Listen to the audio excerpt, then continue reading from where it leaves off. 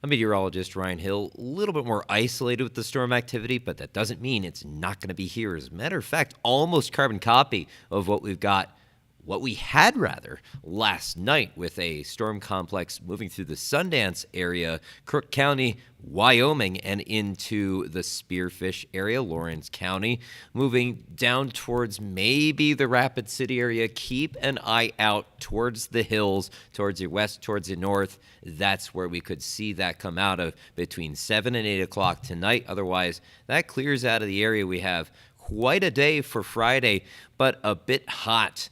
Storms developing on that day as well. Some of them could be severe, especially on the eastern plains. So again, watch those outdoor projects, especially if you are east of Wall. If you draw a line right through that, through center of Perkins County down through Wall, that's again where we're expecting the strongest storms, some of them with large hail and damaging winds, the main threat.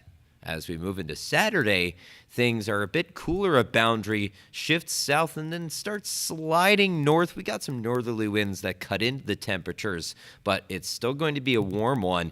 Storms develop around northeastern Wyoming, that's southern part of northeastern Wyoming, and some of them do try to creep into southwestern South Dakota by dinner time. So keep your eyes to the skies and be aware with our CODA First Alert Weather app, and that goes for watches and warnings. You'll get those pushed to that device. Otherwise, a warm night tonight, going back in time to closer to the present. We've got 60s to talk about in a number of our areas here in western South Dakota, and then zooming on out a little bit cooler with some mid-50s in northeastern Wyoming. Cooler is definitely the word for Deadwood and Hill City than some of the surrounding areas. Look at those temperatures, 88, still warm though, but as you make your way out into the plains and into Rapid City, we've got ourselves 96 and 97 for Rapid City, Phillip, and Pine Ridge. So around and south of the I-90 line right there, that's kind of where our boundaries coming through. That's where you got those cooler temperatures up in Ekalaka and Buffalo. This reminds me a lot of around the end of last week, and we do get some storms as well. There's the slight risk to level 2 out of 5.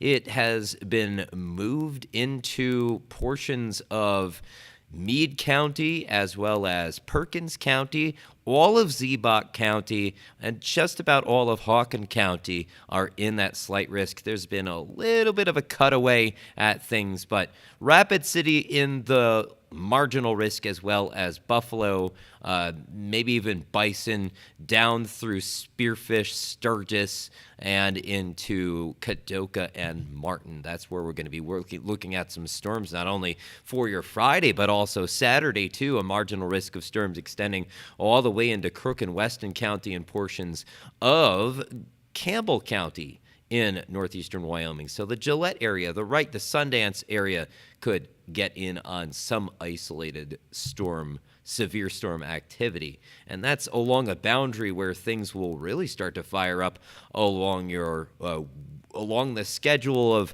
things for Sunday, but then more isolated stuff moving their way through the area Monday and Tuesday. Wednesday and Thursday, we've got another impulse that promises to deliver some more widely spread showers and storms into our forecast area.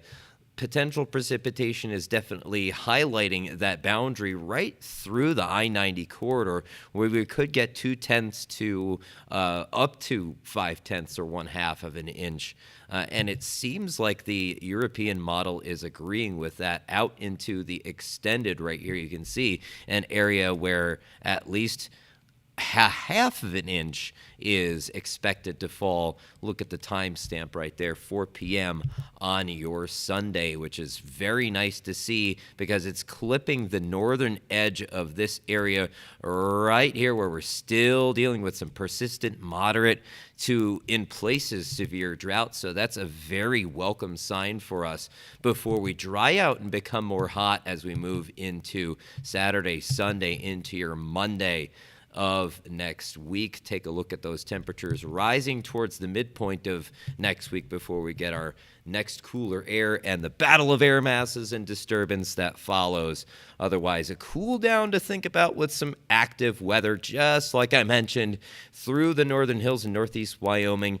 Again, it seems like the best moisture and the best focus for lifting and strengthening of storms is expected to be around the northern hills in that region. So maybe a little bit more on the isolated side, but you still get some good chances of thunderstorms by Sunday, and then we renew that for Wednesday and Thursday. Same for the Rapid City area, but definitely hotter as we have access to more of that southerly wind, and also the Gulf moisture for some potential storms as we get into your Sunday and Wednesday. We'll be watching Thursday as well.